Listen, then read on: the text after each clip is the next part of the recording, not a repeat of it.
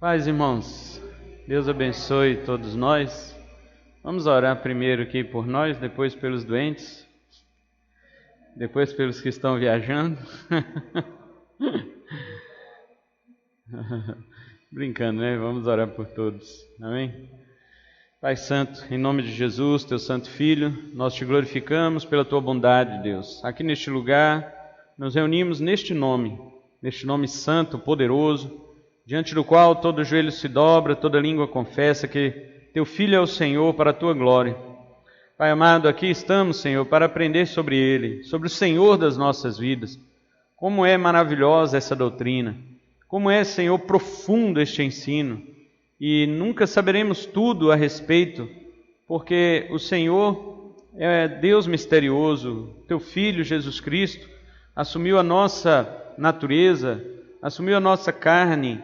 Mesmo assim, profundamente, Ele manteve a identidade divina, sua natureza inseparável, e isto tornou-se para os homens maravilha e mistério.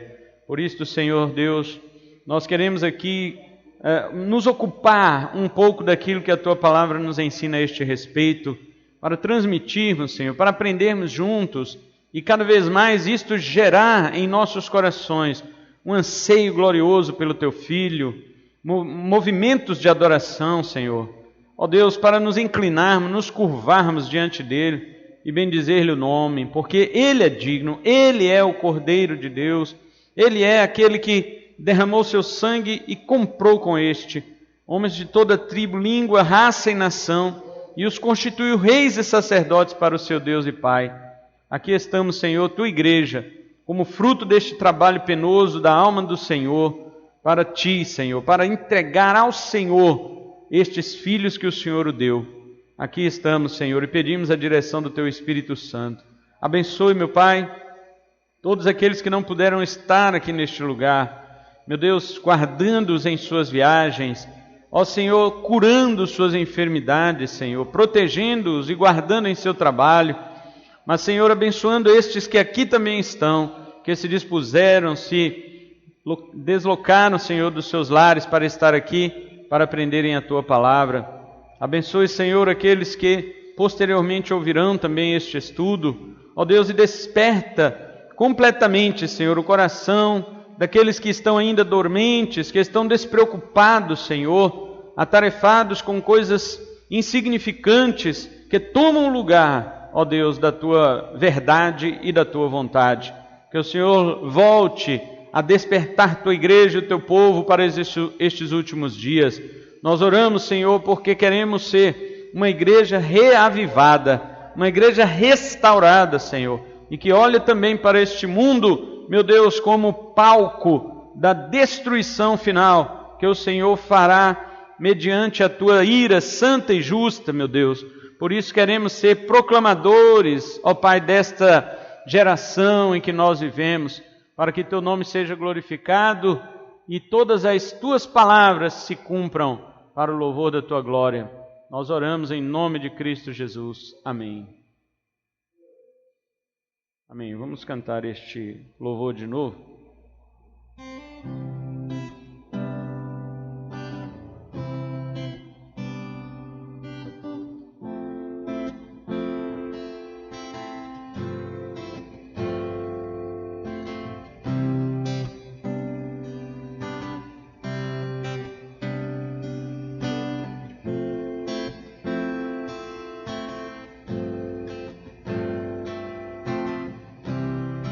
No princípio era o Verbo, e o Verbo estava com Deus, e o Verbo era Deus, Ele estava no princípio com Deus. Todas as coisas foram feitas por intermédio dele,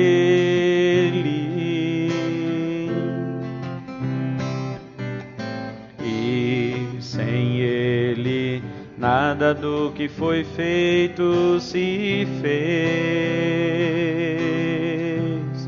Jesus é o Verbo, Jesus é o Verbo,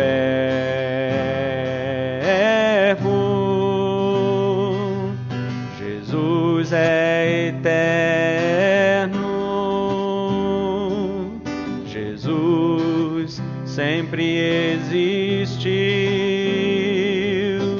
por meio dele todas as coisas foram criadas nos céus e na terra. Jesus é eterno, Jesus sempre existiu, ele é antes de todas as coisas, Jesus é eterno, Jesus é o Verbo de Deus. Aleluia. Como é maravilhoso louvar o nosso Senhor. Aleluia.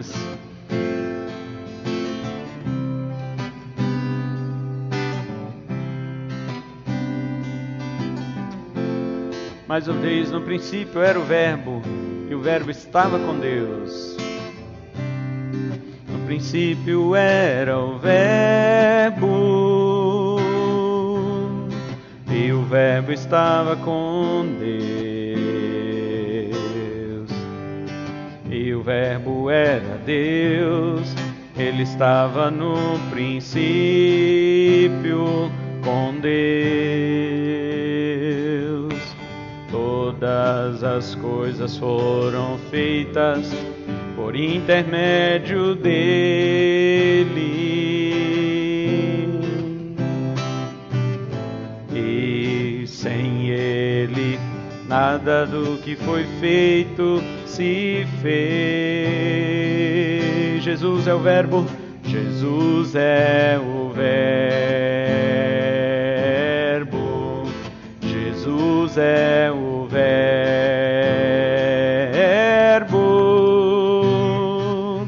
Jesus é eterno,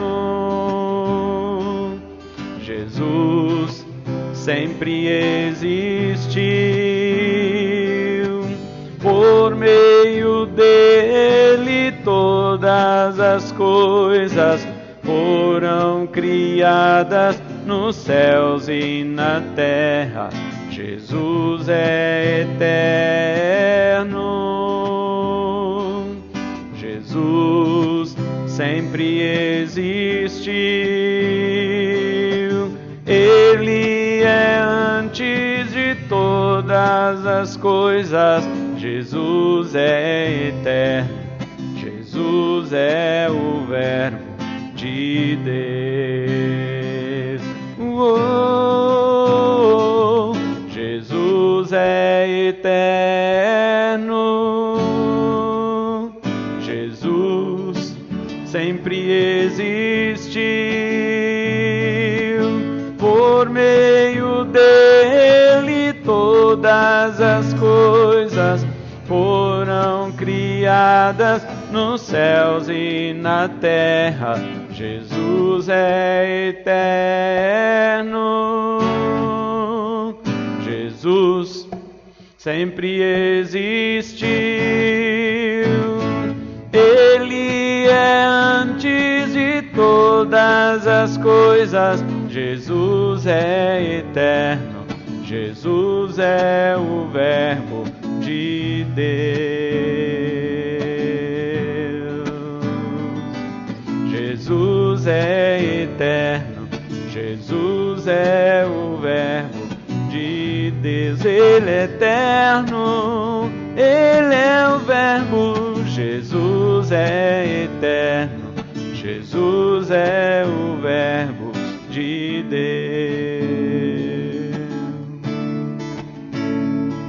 Aleluia, Senhor. A Ti pertence todo louvor e glória, de eternidade a eternidade.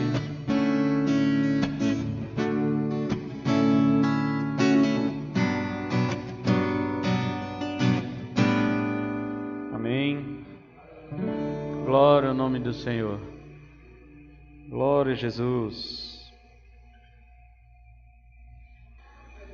Queridos, vamos abrir a palavra de Deus em Miqueias, capítulo 5.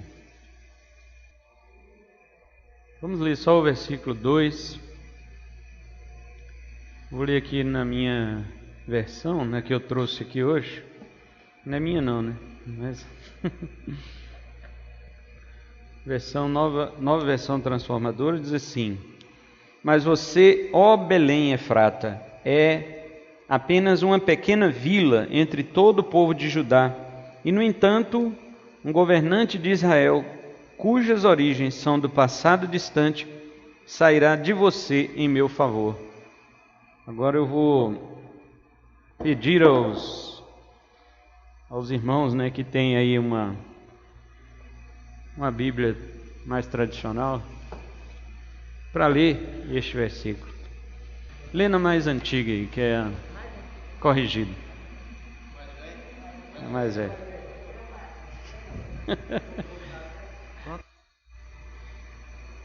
E tu, Belém Efrata, que pequena entre milhares de Judá, de ti me sairá, que terá Senhor Israel, e cujas saídas são desde os tempos antigos, desde os dias da eternidade. Desde os dias da eternidade, tá vendo? Que coisa, hein? Maravilha. Glória a Deus. E na semana passada, irmãos, nós paramos aqui nosso estudo, onde os autores do Antigo Testamento estavam falando, inspirados pelo Espírito Santo, sobre a eternidade de Jesus, não é do Pai. Por quê? Porque do Pai, obviamente, está claro em toda a Bíblia, né? E principalmente no Velho Testamento. Salmo 90, verso 2, Salmo 93, 2 também, fala da eternidade de Deus. E como os autores do Antigo Testamento, eles falaram sobre essa eternidade, então, sobre o Pai fica muito claro que é eterno. Agora, o Filho de Deus é eterno. Isso aí a gente tem que entender o poder de Deus, o poder da palavra de Deus e o poder do Espírito de Deus. Veja bem por quê. O poder de Deus, porque o homem, o autor humano, ele não tinha domínio, que eu quero dizer, sobre a palavra que ele tinha que transmitir. O domínio que ele tinha era sobre o quê? Sobre aquilo que fazia parte dele, do homem. Sua língua, seu conhecimento científico, seu nível de conhecimento científico, seu conhecimento cultural, geográfico, né? A forma de falar, seu sotaque, isso ele tinha domínio. Mas o conteúdo ele não tinha. Ele tinha que falar o que Deus mandasse. Então aí está o poder da palavra de Deus. Ele tinha que falar o que Deus mandasse. O raciocínio do profeta estava normal. Ele não entrava em êxtase e ficava igual Saul, né? O Espírito Santo entrou em Saul e fez ele ficar em êxtase. Até que depois do abandono de Deus por Saul, o Espírito de Deus entrou nele, ele ficou em êxtase, profetizou e ficou 3 dias desmaiado, nu. O Espírito Santo envergonhou Saul. Mas não é assim que os profetas faziam. Aquilo era um julgamento de Deus sobre Saul, é diferente. O normal é que os profetas tinham consciência de tudo, eles não estavam tomados em êxtase. Não significa que estar em consciência quer dizer que eles estavam entendendo tudo, não. Muita coisa eles não entendiam. Quer ver? Vamos ler 1 de Pedro, capítulo 1, versículo 11 e 12, para você ver. Agora pode ser em qualquer versão. 1 de Pedro 1, 11 e 12. Procurando sobre o tempo as circunstâncias para as quais apontava o Espírito de Cristo que neles estava, quando lhe predisse os sofrimentos de Cristo e as glórias que seguiriam aqueles sofrimentos. A eles foi revelado que estavam ministrando não para si próprio, mas para vocês, quando falaram das coisas que agora lhe foram anunciadas, por meio daqueles que lhe pregaram o Evangelho pelo Espírito Santo enviado dos céus, coisas que até os anjos anseiam observar. O que Pedro está dizendo é o seguinte: os profetas da antiga aliança, eles falavam de coisas que eles não conseguiam entender totalmente, mas a eles foi revelado que não era para eles, e sim para vocês, para nós hoje. Entendeu? É isso que eu estou dizendo. Eles tinham consciência, mas eles não tinham conhecimento total de tudo que eles falavam. Consciência eles tinham. Tanto que Daniel vivia perguntando: Senhor, o que quer dizer isso? O que quer dizer aquilo? Ele não entendia, mas tinha consciência. Então, mesmo assim, ele tendo consciência, o profeta do Antigo Testamento, ele não tinha domínio sobre aquilo que ele ia profetizar. É porque Deus não permitia que eles tivessem conhecimento? Exatamente, Deus não permitia que eles tivessem conhecimento. Agora, próxima pergunta: por que Deus não permitia? Porque a revelação é progressiva, ela não pode ser dada de uma vez. Porque as pessoas em eras diferentes, épocas diferentes, elas precisam de certo grau de revelação. Elas não podem receber tudo de uma vez. Por isso que fala lá em Gálatas 4:4, que havendo chegado a plenitude do tempo, plenitude é o completo, né? Do tempo. Então Deus enviou o seu Filho, nascido de mulher, nascido sob a lei. Porque Deus não podia enviar antes, porque o tempo não estava preenchido, completo. Abraão, a revelação para Abraão também foi pausada. Exatamente. Dosada. Foi dosada. O chamado, a aprovação, o sacrifício do filho. Deus não falou tudo para ele. Não falou tudo. Foi falando. E olha que aquilo, mas dosado. Dosadamente. E aquilo lá para Abraão ainda foi, vamos dizer assim, uma coisa que podia ter falado tudo, não ia ter problema. E mesmo assim Deus ainda preferiu fatiar. Agora imagina revelações que alcançariam o futuro, alcançariam nós. Aí não podia mesmo. Revelação, lembra disso, é progressiva. A inspiração não. Na Bíblia existe graus de revelação, mas não graus de inspiração. Moisés era tão inspirado pelo Espírito quanto Paulo, mas Moisés não tinha a mesma revelação que Paulo. Está entendendo? A diferença é a seguinte: inspiração é o sopro de Deus sobre o autor humano e sobre sua escrita. Tudo que Moisés escreveu é verdadeiro, embora não é tão completo igual ao de Paulo, mas é verdadeiro igual. Isso é inspiração. Agora, a revelação é mais completa. Por isso existe graus de revelação na Bíblia, mas não existe graus de inspiração. Quando nós falamos que os autores, eles tinham domínio, consciência, não quer dizer que eles tinham conhecimento. Então vamos lá. Isaías falou no capítulo 53, verdadeiramente ele tomou sobre si as nossas iniquidades. Na época de Isaías, quem é que tomava os pecados sobre si? Não era um cordeiro? Era um animal. E ele está dizendo que não, o servo do Senhor tomou sobre si os nossos pecados. As nossas enfermidades levou sobre si. Ele não sabia disso, gente. Agora que eu estou dizendo, não tinha como. Agora que eu estou dizendo, o poder de Deus, né? Segundo, o poder da palavra, porque a palavra de Deus era dita, eles não entendiam, mas falavam a si mesmo. E depois nós vamos entender lá na frente. Quem é aquele que carregou os nossos pecados? 1 de Pedro, você já está aqui não? É 2:24.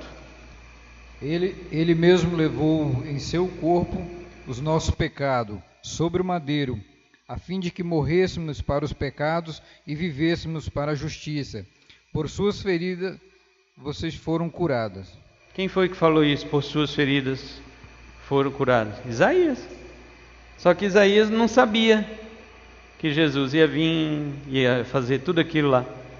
Pedro ficou sabendo que ele viu tudo. Então não era para Isaías, mas para vós. Voltando no 11, né? Não era para eles, mas para vós.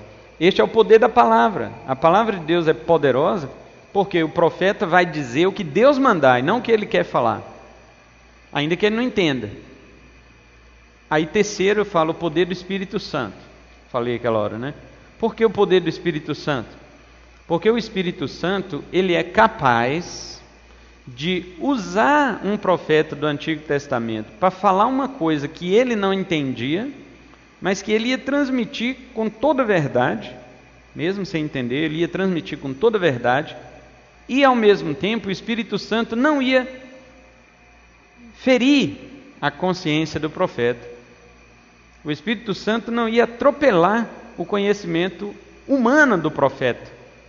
Por exemplo, o Espírito Santo não ia dizer para um profeta profetizar que a Terra, um aspecto científico, né? A Terra gira em torno de si mesma durante 24 horas, um período de 24 horas. O Espírito Santo não ia atropelar a consciência dele, porque o conhecimento científico deles era limitado pelo seu tempo. Eles sabiam muita coisa, mas não sabiam tanto quanto depois desse crescimento, desse desenvolvimento científico e tecnológico que nós temos hoje. Mesmo assim, o Espírito de Deus faz com que ele fale coisas que ele não saiba, mas que ele é obediente a falar. O Espírito de Deus respeita os limites do conhecimento científico do profeta, não obriga ele a falar coisas que só vão ser reveladas ou descobertas mais tarde, né? Não obriga ele a falar isso.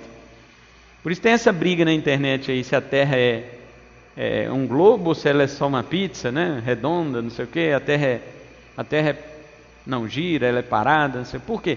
Porque as pessoas terraplanistas, eles querem achar apoio na Bíblia para a sua teoria de que a Terra é plana. Eles querem achar na Bíblia.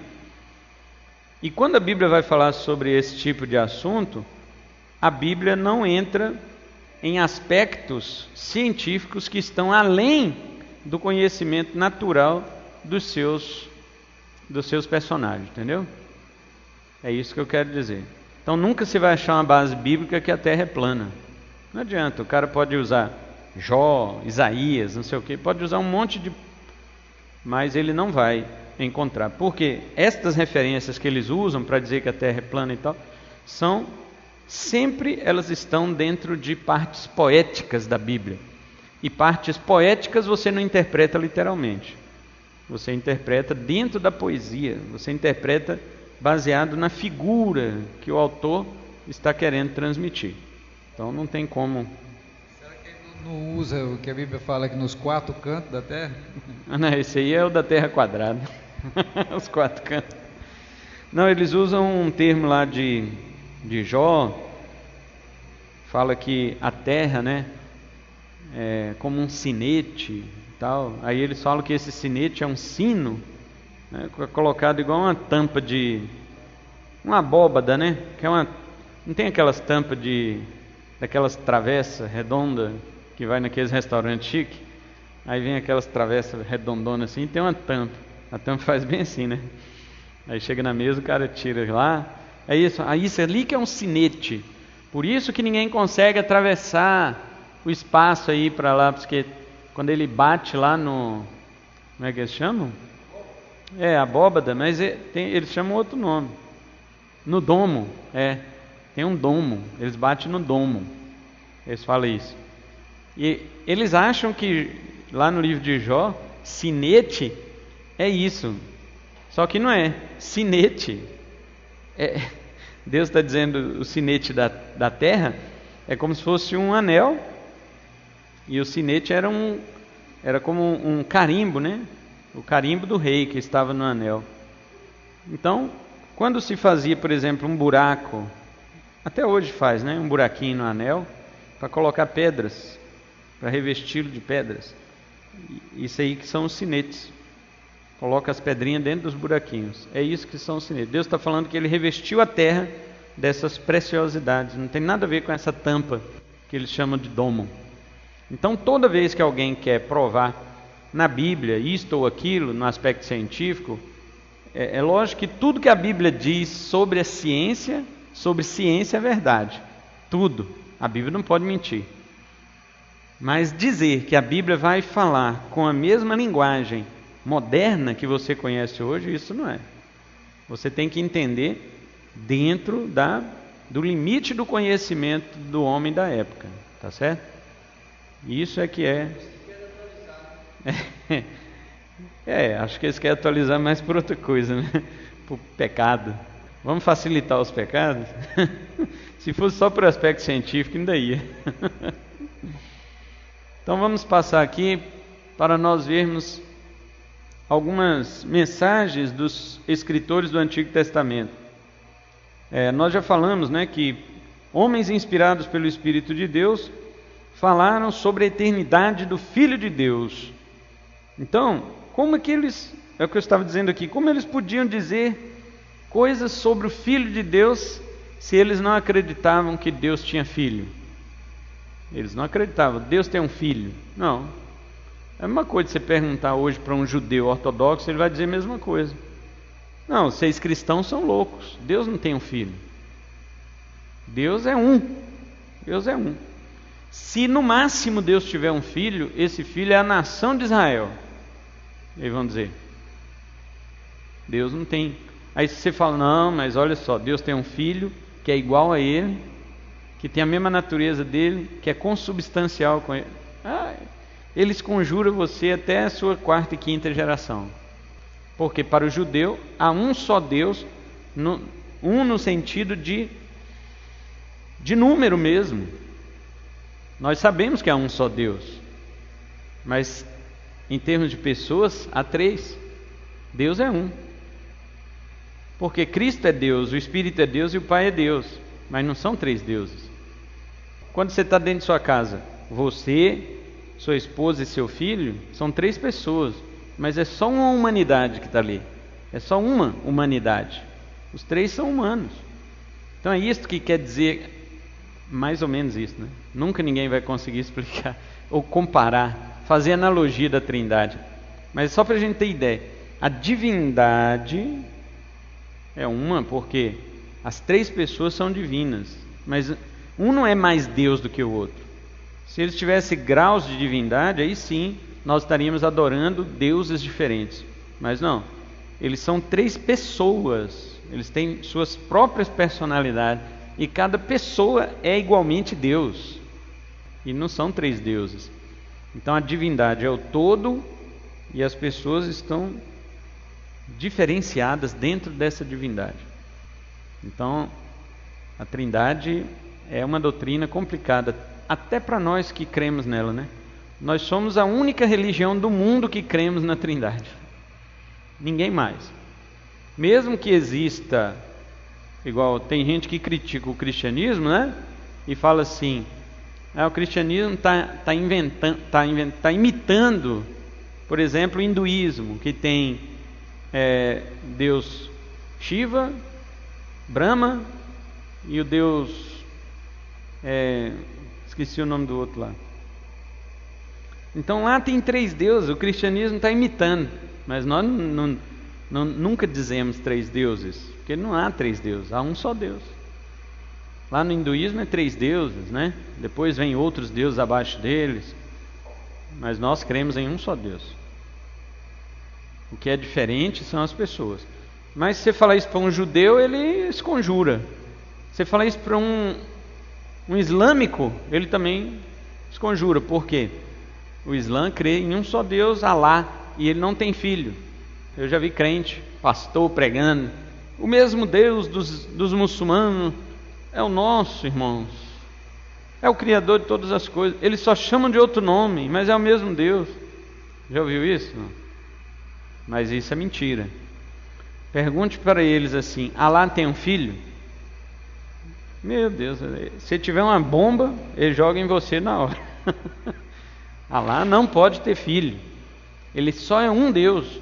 Então a crença do Islã em Alá é a mesma de Israel em Yahvé. É a mesma.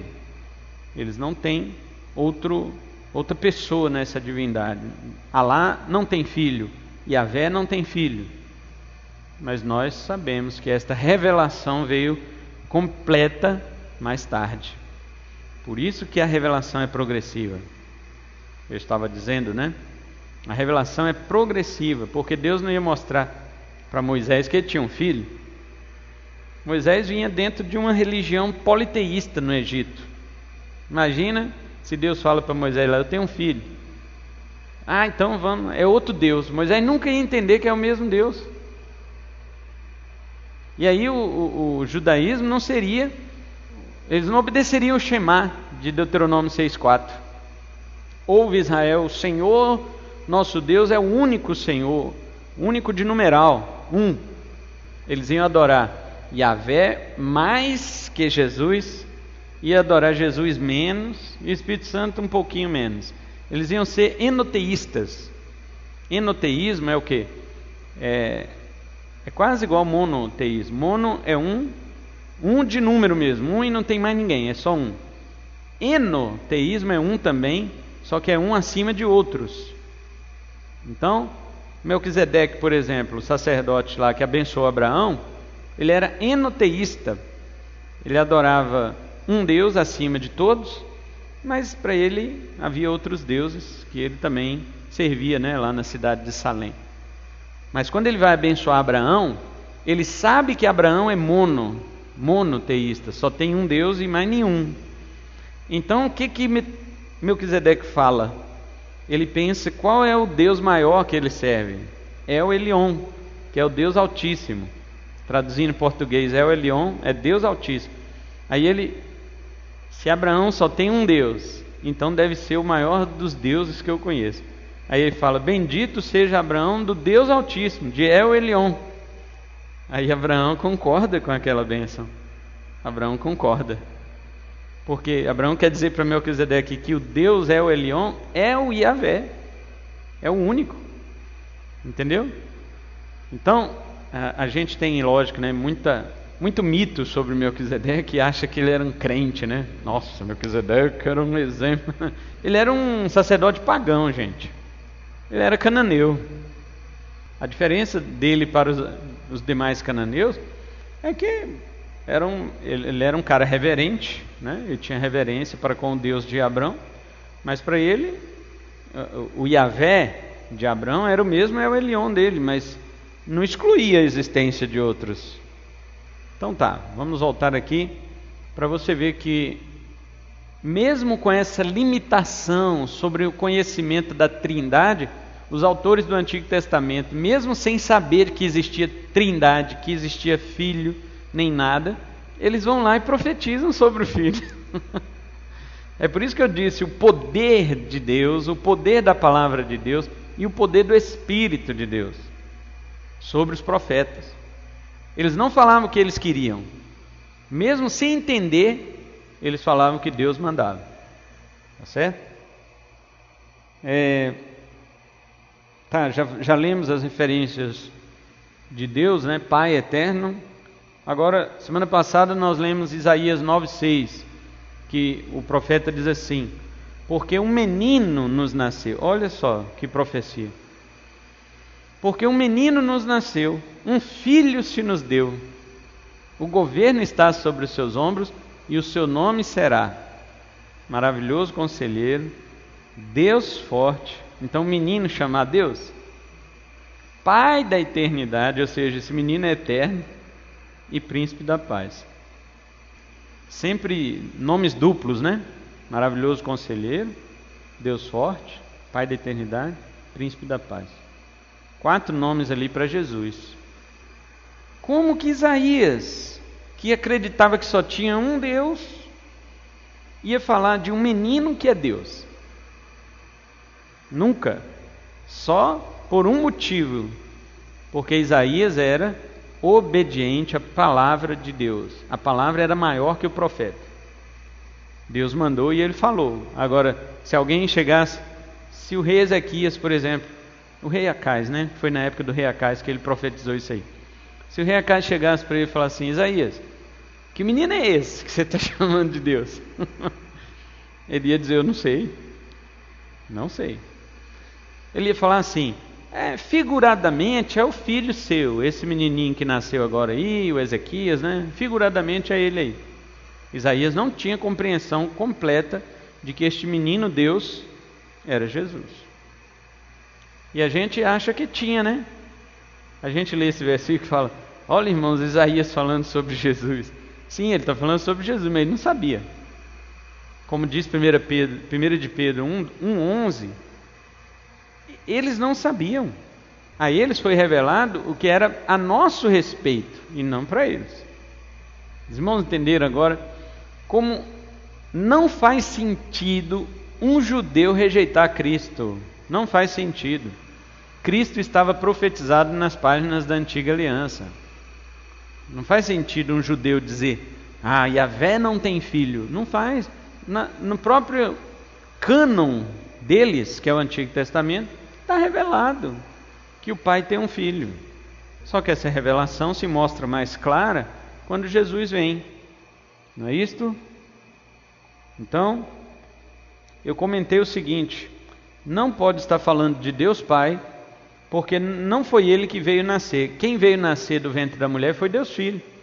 Então este versículo de Isaías não está falando de Deus Pai. Também não é Ezequias, o filho do rei Acais, porque apesar dele ter feito o que era reto aos olhos do Senhor, ele também foi falho e era apenas um homem, ele não era Deus. Então o seu nome será Deus Forte? Como assim? Portanto, esta é uma profecia sobre Jesus, o Filho de Deus, que além de ser eterno, porque está escrito lá Pai da eternidade, o nome dele, isto é um atributo exclusivo de Deus. Também é dito claramente que ele é Deus, Deus forte. Ou seja, ele tem a mesma essência do Pai, embora ele não seja o Pai. Quando nós lemos João 1, verso 1, está escrito que no princípio era o Verbo estava com. Se ele estava com, então ele não era o mesmo. Ele estava com Deus, então ele não era esse Deus que ele estava com ele. Mas embaixo fala, e o Verbo era? Então ele era Deus. Se ele estava com Deus, ele não era aquele Deus que ele estava com ele. Mas se ele era Deus, ele era Deus. Como é que você resolve isso? Você resolve assim, que ele estava com Deus Pai e ele era Deus Filho. É isto. Ele estava com o Pai e ele era Deus Filho. Ele não era o Pai, mas com o Pai ele estava.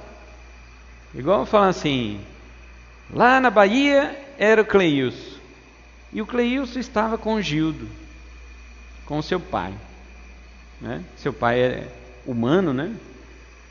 E Cleilson era humano. É isso. Eu era humano, eu estava com meu pai que também era humano, mas eu não era meu pai. Então quando João diz, ele, o Verbo, que é Jesus, estava com Deus, ele está dizendo Deus Pai, porque este Verbo não é Deus Pai, ele só estava com ele. Mas ele era Deus. O versículo termina, e Deus Filho. Por isso que Testemunho de Jeová nunca aceita isso e colocou lá, e o Verbo era um Deus. Colocou um e um D minúsculo ainda. Eles escreveram na Bíblia deles. Eles chamam Jesus de Deus relativo e não absoluto. Aí, no dia que eu tranquei um Testemunho de Jeová lá em casa, aí eu perguntei para ele, se Jesus é um Deus relativo, por que ele disse, todo poder me foi dado? Todo poder é poder absoluto. Um Deus relativo não tem poder absoluto.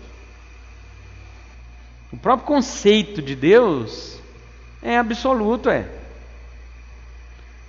Teve um debate de um ateu e um defensor da fé cristã, que eles falaram sobre isso. O defensor da fé cristã estava falando sobre essas qualidades de Deus, né? Que Deus é poderoso, que Deus criou todas as coisas, ele é autoexistente, ninguém criou ele. Aí o ateu falou assim, não, mas eu também tenho um computador que é autoexistente, ninguém criou o computador, e esse computador criou todas as coisas, ele programou o software, não sei o que, sozinho, com a própria inteligência, não sei o que. Aí o crente falando, não, mas o seu computador tem alguém que fez ele. Não, ele é sozinho, ele é autoexistente também, igual. eu não posso chamar, você não pode chamar esse Deus seu de autoexistente, por que eu não posso chamar um computador lá que eu tenho também que é autoexistente? E aí começou a dar um monte de característica para o computador dele.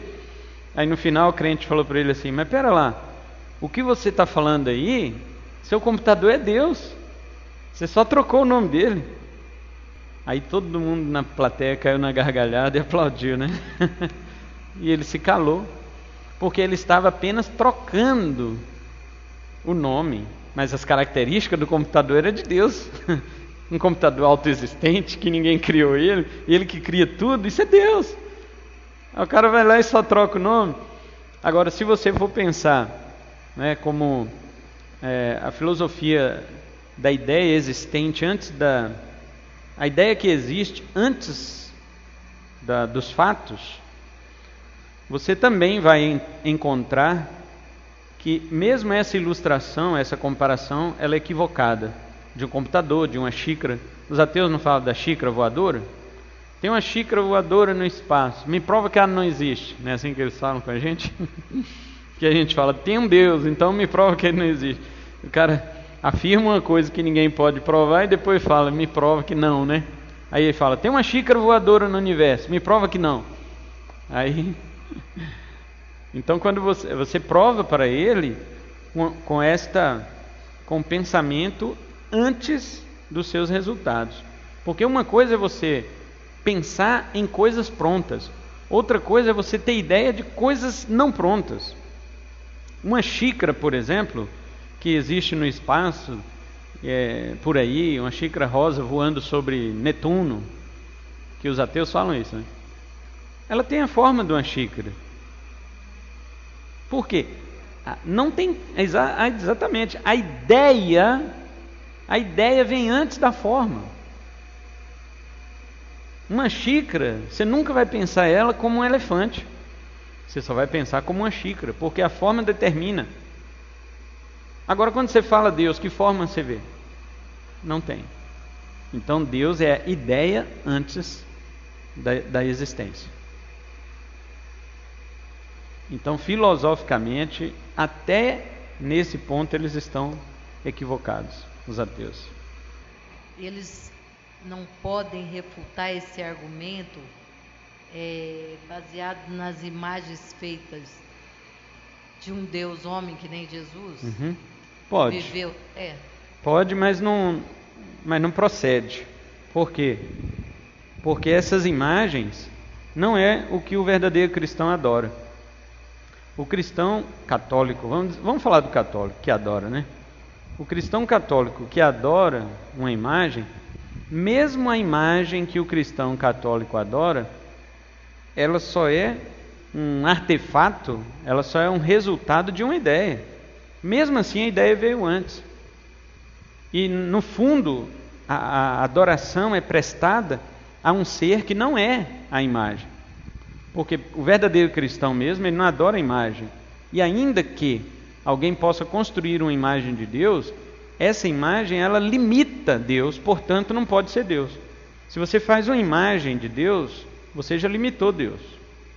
Por quê? Porque você desenhou Deus conforme o que você conforme o que você pensa.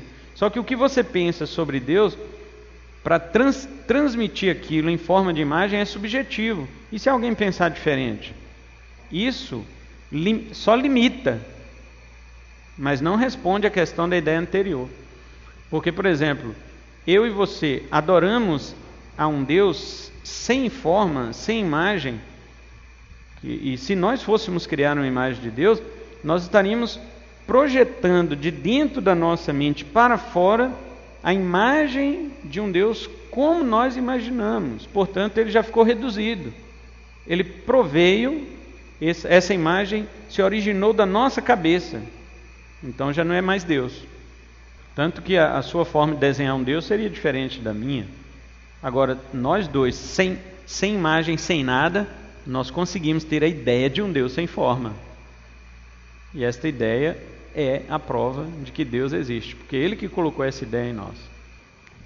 Então, essa questão do profeta do Antigo Testamento falar de Jesus sem Jesus existir e sem Ele acreditar que existia um Filho de Deus mostra que o poder da palavra de Deus é maior do que o profeta. É maior que o profeta.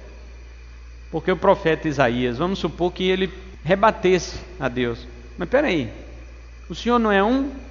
O Senhor não falou pela lei de Moisés que o Senhor é um? Por que eu tenho aqui que profetizar que um menino vai nascer e o nome dele vai ser Deus? Como é que é isso? Isaías podia questionar. No entanto, não é o próprio Isaías, no capítulo 40, que ele diz: quem é o homem para questionar a Deus? Ele é um caco de barro entre outros. Ninguém pode questionar a Deus. Deus mandou ele falar: fala que um menino vai nascer e o nome dele é Deus. Isaías falou, mas ele não entendia. Está vendo? E hoje nós entendemos. Por quê? Porque quando Jesus veio, ele tornou esta revelação maior. A revelação ficou máxima, ficou estendida. Então nós entendemos hoje.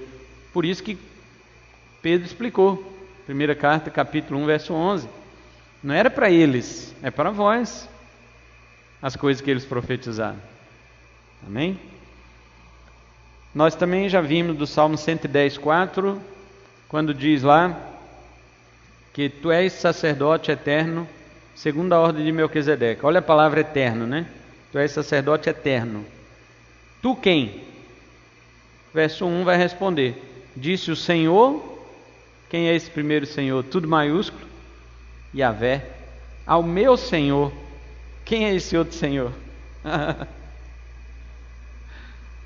Eu expliquei semana passada, porque quem fez este salmo foi Davi.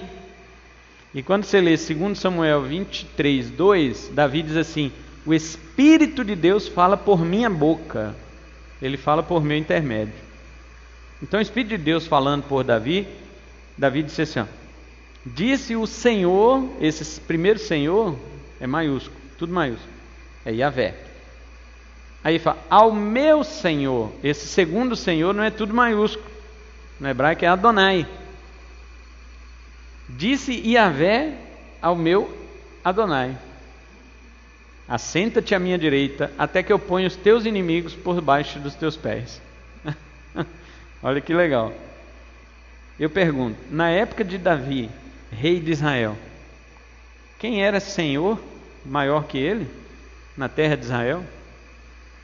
Na terra de Israel não tinha ninguém maior que Davi pudesse chamar de meu Senhor. Não tinha.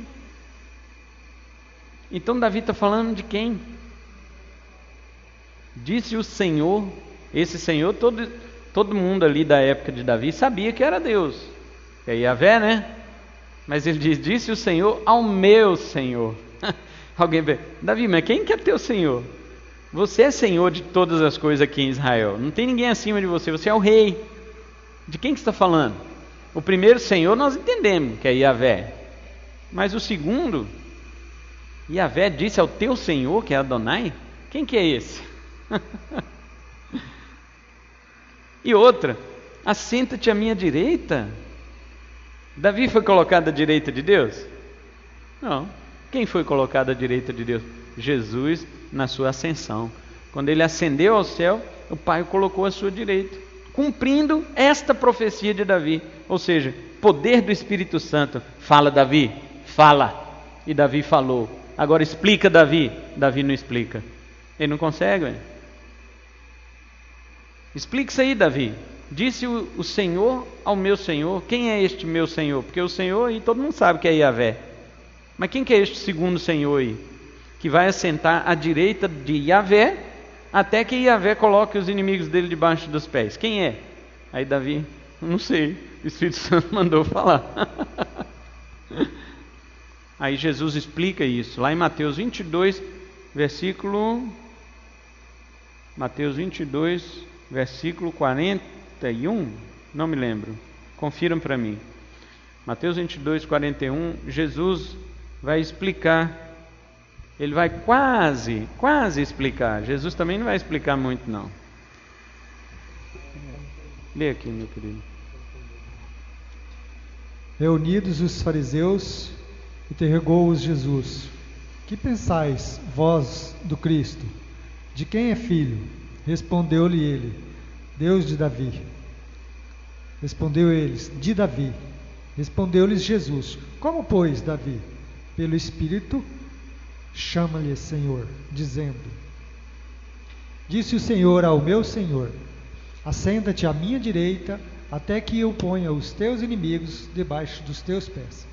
Se Davi, pois, lhe chama Senhor, como é ele o seu filho?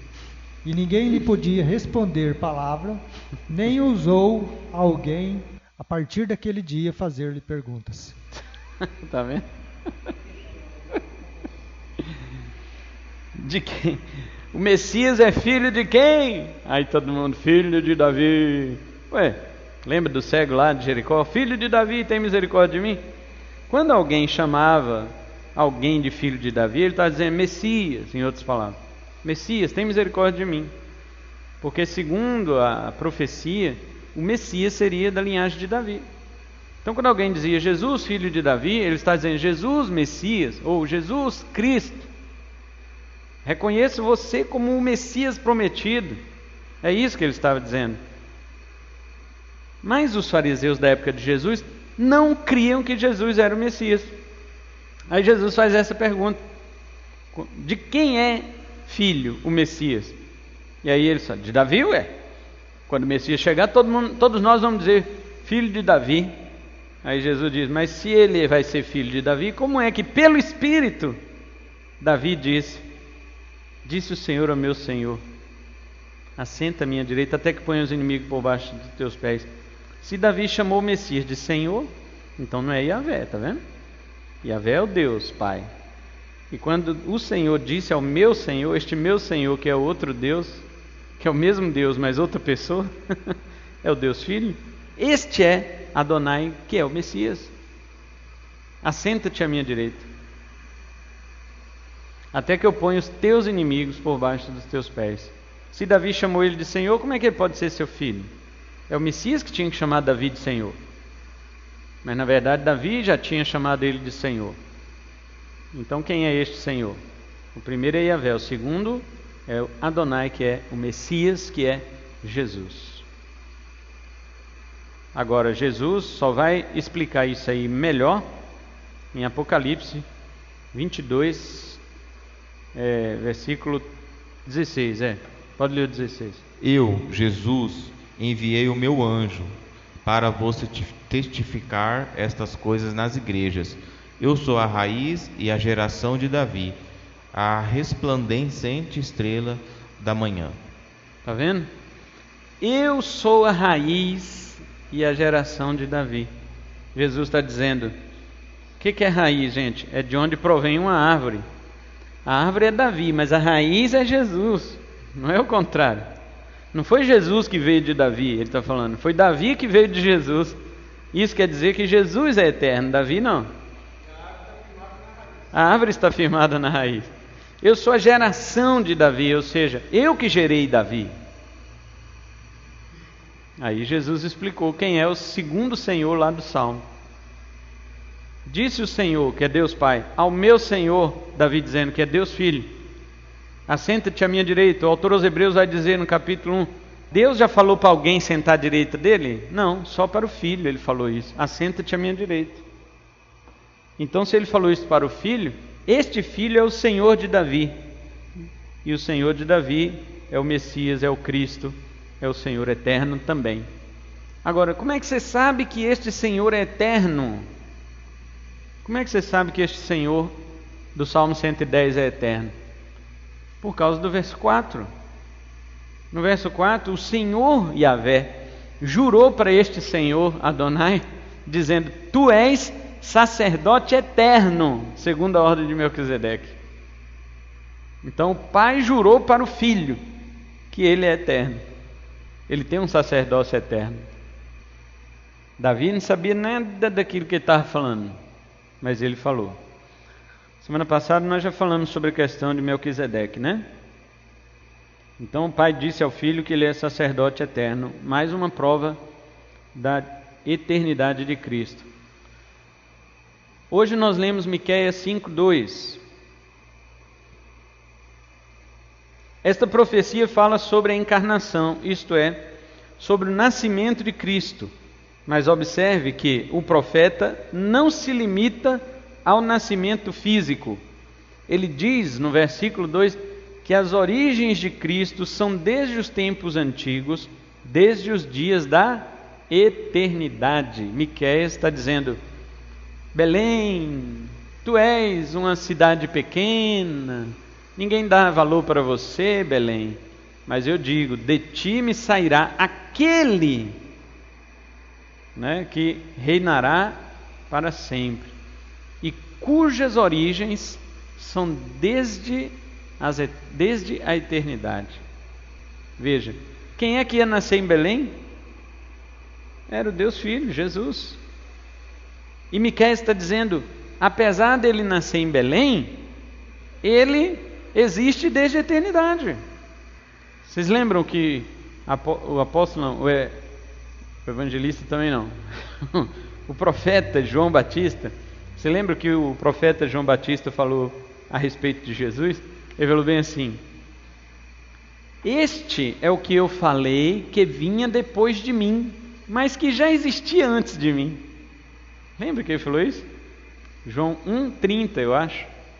Confere lá para mim, vê se é isso. João capítulo 1, versículo 30. É este a favor de quem eu disse: após mim vem um varão que tem a primazia, porque já existia antes de mim. Olha que legal. Após mim vem um que já existia antes de mim. Como nós sabemos, Maria, mãe de Jesus, ficou grávida quando Isabel, a prima dela, mãe de João Batista, estava com 6 meses de gravidez. Então João, consequentemente, era 6 meses mais velho que Cristo e primo segundo dele. Maria e Isabel eram primas, e Jesus e João Batista primo segundo. E João Batista era 6 meses mais velho que Jesus. Quando Maria ficou grávida, bem no início das primeira semana, ela foi lá na casa de Isabel. Isabel já estava com 6 meses. E quando Maria, já concebida pelo Espírito Santo, chegou na casa de Isabel, Isabel já falou: que tenho eu de receber a honra da mãe do meu Senhor? Quando ela falou isso, João Batista saltou de alegria, cheio do Espírito Santo, no ventre da sua mãe Isabel, porque ele sentiu a presença de Jesus chegando. Aí os caras pegam e falam que a vida só é formada depois dos 3 meses de gravidez. Se fosse depois dos 3 meses, João Batista já tinha nascido, que aí ia dar 9 meses.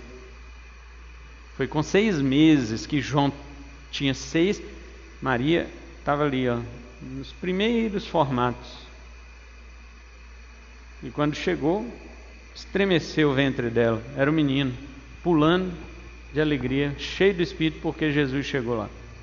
Pensando aqui, pastor, os dois são Deus, né? E os atributos são diferentes? São iguais. Iguais? Tem que ser iguais. E nós estamos começando esse estudo terça passada e hoje com um atributo só, que é o da eternidade. A partir desse nós vamos desenvolver outros atributos para provar que Jesus é Deus. Porque se ele tiver os mesmos atributos que Deus Pai, então ele é Deus. Agora, se ele não tiver, então ele não é Deus. Aí os testemunhos têm razão. Eu vou deixar a pergunta para fazer para as próximas lições. Que tem uma separação aqui. Tá. Daniel, essa é legal também. Abre lá, Daniel, capítulo 7. Ele teve uma experiência maravilhosa. No versículo 9, ele vê o ancião de dias sob um trono. Quem é esse ancião de dias? É Deus Pai. E depois se achega a ele um filho do homem. Quem que é esse filho do homem? É o Deus Filho, a quem foi concedido domínio, glória e reino. Tudo isso é eterno, que não passará nem será destruído. Versículos 9, 13 e 14. Vamos ler. Eu continuei olhando até que foram postos uns tronos e um ancião de dias se assentou. O seu vestido era branco como a neve, e o cabelo da sua cabeça como limpa a lã. O seu trono chamas de fogo, e as rodas dele de fogo ardente.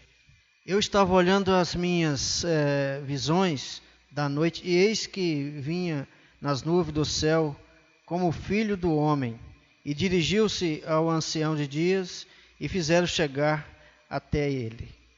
E foi-lhe dado o domínio, e a honra, e o reino, para que todos os povos, nações e línguas o servissem. E o seu domínio é o domínio eterno, que não passará, e o seu reino, o único que não será destruído. Amém? Então veja lá, Daniel olha primeiro e vê uns tronos, e ali tem um ancião de dias. Esse ancião de dias é Deus Pai, Daniel está vendo. Aí depois chega ele, o Filho do Homem, no verso 13. E aí o Filho do Homem se aproxima do ancião de dias, e o ancião de dias dá ao Filho do Homem um reino eterno que nunca terá fim. É o Pai dando o reino eterno ao seu Filho. Daniel viu isso, gente, sem nem saber que Deus tinha um filho.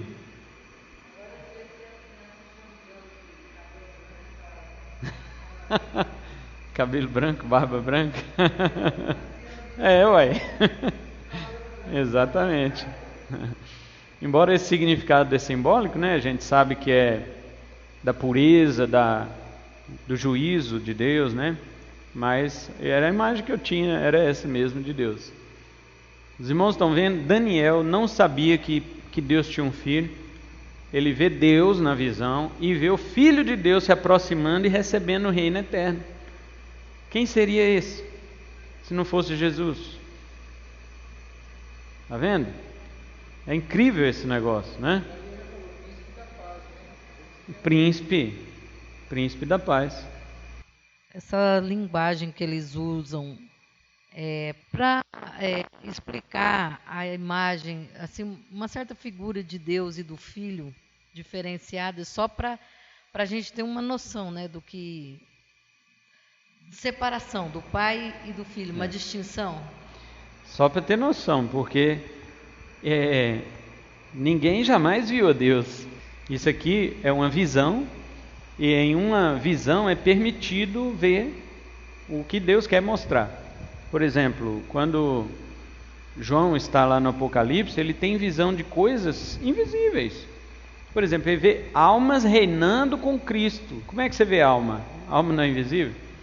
Mas na visão ele conseguia ver. Então nas visões Deus permite que a pessoa enxergue formas que não existem, mas para que ela faça a diferenciação. Como Daniel não conseguia fazer essa diferenciação, por quê? Porque para Daniel Deus não tinha filho, então sobrou para nós. Nós, os leitores de agora, volta 1 de Pedro 1,11. Não era para eles as coisas que eles revelaram, mas para vós. Então nós agora que temos a revelação maior, sabemos fazer essa distinção. Os livros foram escritos mesmo naquele tempo. Na época, os estudiosos dos escritos poderiam ter alguma noção ou nenhuma de que Daniel tivesse essa revelação, era só para o tempo do fim mesmo? Que Daniel estivesse falando de Deus ou de algum rei ou alguma coisa assim? Os estudiosos da época de Daniel, eles interpretavam esse Filho do Homem como o Messias. O Messias. Que o judeu até hoje acha que vai ser um homem normal, comum, que vai receber um grande poder da parte de Deus para reinar Israel de novo. É isso que eles pensavam. Aliás, quando Jesus chegou na terra, era esse o pensamento predominante sobre o Messias. Se Jesus for realmente o Messias, ele vai lá em Roma, ele vai destituir o imperador e vai restaurar o império para Israel, igual nos dias do rei Davi. Jesus não fez isso, então Jesus não é o Messias. Para eles era uma profecia do Messias. Era isso, assim que eles entendiam, né? Agora, para nós que temos uma revelação maior, O povo de Israel teve algum líder ou em alguma determinada época teve alguma cultura que direcionou eles para esse pensamento que Jesus ainda virá, um homem que virá como... O pensamento de um Messias que viria, isso existe em Israel também como uma revelação progressiva. Primeiro, lá no Éden, quando Adão pecou, Deus falou que viria um que pisaria a cabeça da serpente. Ali já começou uma esperança. Quem será este? Inclusive Eva, quando dá à luz Caim, o primeiro filho, ela põe esse nome, Caim, que no hebraico significa adquirido, né? Ela pensa com esse significado, Caim. Ela pensa que Deus está dando a ela aquele filho que vai pisar a cabeça da serpente. Mal sabia ela que ele era filho da serpente, né? Então, desde aquela época já começou essa esperança. Porém, era uma esperança, vamos dizer, não muito esclarecida. Depois o mundo é destruído com o dilúvio e sobraram apenas os 3 filhos de Noé, que dali vieram todas as gerações que nós temos hoje. Ali também houve muita esperança. Quem será o Messias? Mas não tinha esse nome ainda, né? Messias. A palavra hebraica Messias, Mashiach, significa ungido. Esse nome, Messias, só veio a surgir na época de Davi, dos reis, e mais tarde na mão dos profetas, na boca dos profetas. Porque até então, Israel, apesar de ter sido escravo no Egito, eles nunca perderam a esperança daquele que vinha pisar a cabeça da serpente. Eles foram libertos lá, foram para a Terra Prometida. Na Terra Prometida eles acharam que havia chegado a época, mesmo assim submeteram à idolatria das nações. Sempre surgia um libertador, né? Jefté, Sansão, aqueles homens que eles confiavam, mas que logo se mostravam fracos também. Gideão, né? Assim como nós já falamos. E mais tarde vem os reis. O primeiro rei de Israel foi um fracasso, Saul. O segundo foi um fenômeno, Davi. Então, Davi era, na época de Davi, vamos dizer, a era áurea de Israel, eles criaram mais um conceito mais elevado de Messias, dessa promessa de Deus que havia sido feita lá no jardim. Aí começou os termos Messias. Por quê? O termo Messias significa ungido. Davi foi ungido. Então, todo mundo, quando queria falar no Messias, lembrava de Davi. Porque o rei Davi foi ungido, né, por Samuel. E mais para frente, quando Deus renova suas promessas para Salomão, se você andar nos meus estatutos, eu vou também prosseguir seu trono eternamente, e tal, e tal, e tal. Mas o fim das contas é o quê? O reino é dividido, o norte vai para o cativeiro assírio, o sul vai para o cativeiro babilônico, e nada desse Messias. O que acontece? O povo começa... eles voltam para a sua terra, né? O do sul volta para Jerusalém, e então Deus só dá mais uns 3 ou 4 profetas para eles só, depois do retorno do cativeiro. Eles têm Ageu, Zacarias, Malaquias, talvez algum outro profeta por ali que não tem o nome, mas foi o último. Depois disso Deus silenciou. Deus nunca mais falou com Israel durante 400 anos, até chegar aos dias de João Batista, que foi o próximo profeta. O que aconteceu nesse período de 400 anos? Houve uma perda da esperança messiânica. Aí o que aconteceu? Todo mundo sabia que Deus não falava mais por profeta nessa época. Então o que eles fizeram para tentar reacender a esperança messiânica dos judeus? Eles começaram a escrever livros apocalípticos. Isso 400, 300, 200, 100 anos antes de Jesus. Eles começaram a escrever livros apocalípticos. Então o livro de Enoque é um desses. Que os anjos se rebelaram e não sei o quê, mas que Deus vai vir com milhares de seus santos e não sei o quê. Essas coisas. Eles foram escrevendo o Apocalipse de Abraão, foi escrevendo livros, Assunção de Moisés, foi escrevendo livros assim meio ficção científica, entendeu? Para poder restaurar esse ânimo de Israel que já estava perdendo do messianismo. Então, quando Jesus Cristo chegou, os judeus pensavam que Jesus ia ser daquele jeito que falava ali nos escritos que a gente chama de apócrifos, né? Nos escritos apócrifos antes de Jesus. Depois de Malaquias, até antes de Cristo ali, havia muitos escritos que era só para reacender a esperança messiânica. Mas o que fez Israel dar ter essa expectativa foi exatamente o falso entendimento das profecias, porque os profetas sempre diziam isso, né? Quando o Messias vier, o boi vai pastar junto com o leão, né? A criança vai brincar com a cobra, não vai ter problema, vai haver paz nessa terra. Tanto é que os pré-milenistas acham que aquilo lá que os profetas falavam ainda vai se cumprir no milênio. Os pré-milenistas vão dizer, eles têm ainda uma esperança messiânica parecida com a dos judeus na época de Jesus. Mas se a gente for olhar, tudo que os profetas falaram cumpriu na pessoa de Cristo Jesus, e se não cumpriu na sua primeira vinda, vai cumprir na segunda, que é no estabelecimento do novo céu e nova terra. Então tá, vocês viram então que Daniel viu o pai e o filho, mesmo sem saber desse negócio que existia, né? Sem contar com as profecias finais do Antigo Testamento que falam do reino eterno do Messias. Essa pergunta do Maurício, por exemplo, foi isso. Os profetas do Antigo Testamento, sempre no final dos livros deles, havia uma profecia de restauração. Você pode olhar. Eu não sei se vocês gostam de ler profetas. Ninguém gosta, né? Comece a ler em casa os profetas. Miqueias, Oséias, Joel. Esses profetas, eles vão falando de sentença, sentença, juízo, juízo, e no final uma esperança.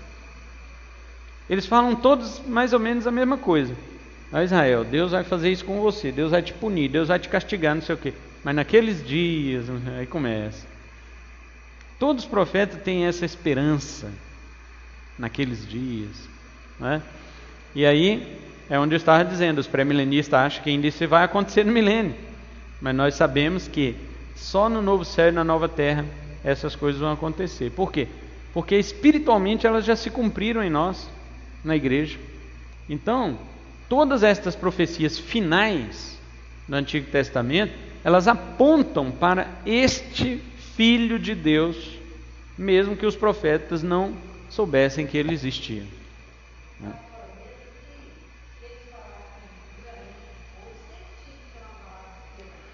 Mesmo. Exatamente. Eles falavam duramente e depois tinham uma palavra de esperança. Hoje, nós temos que também falar duramente e trazer uma palavra de esperança. Mas a palavra de esperança que nós temos hoje, ela não é para aqui, ela é para a eternidade. Agora, os profetas do Antigo Testamento, toda a palavra de esperança era para Israel. Era para Israel. Por isso que os pré-milenistas acham que ainda tem que cumprir aquilo lá em Israel. Jesus tem que voltar lá em Israel. Jesus tem que tá fazendo aí no céu, rapaz? Desce aqui, vem aqui para Jerusalém. Senta no trono. Quem mandou você sair do trono de Davi? Senta no trono de Davi. Fica 1000 anos aí sentado. Eles acham isso por causa dessas profecias do Antigo Testamento. Eles não entendem que os profetas não entendiam. Pedro está dizendo, gente, eles não entendiam. Aquilo lá não era para eles, era para vocês. Mas os pré-milenistas acham que é para eles. Por isso tem um monte de crente que fica com esperança em Israel. Eles não têm esperança em Jesus, têm esperança em Israel. Então tá, semana que vem a gente vai falar do testemunho dos escritores do Novo Testamento, tá? O Novo Testamento tem também palavras dos escritores que Jesus é eterno.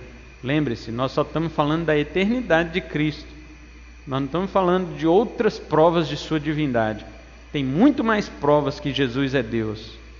Nós só estamos falando de uma, que Ele é eterno. Nós estamos estudando a divindade de Cristo. E só estamos usando uma prova que Ele é Deus, sua eternidade. Só isso. E mesmo o Antigo Testamento falando, sem saber, né? Agora imagina os caras do Novo Testamento sabendo. Aí que eles vão provar mesmo que Jesus é eterno. E se Jesus é eterno, não resta dúvida que Ele é Deus. É isso daí. Então tá, irmãos. Vamos agradecer a Deus por Cristo Jesus. nosso Senhor Jesus é eterno, isso tem que significar alguma coisa para nós. E não é pouca coisa não, porque a eternidade de Cristo, ela mostra que nós não estamos lidando aqui com um homem comum. Nós não estamos lidando aqui com alguém que só faz previsões das coisas. Não, Deus não é Deus de previsões. Deus é o Deus da eternidade, é do decreto. Deus é o Deus do decreto. Deus é o Deus que determina. E Jesus, como disse bem dito, né, o apóstolo João, lá no Evangelho, no princípio era o verbo, ou seja, a palavra. No princípio era a palavra. A palavra estava com Deus e a palavra era Deus.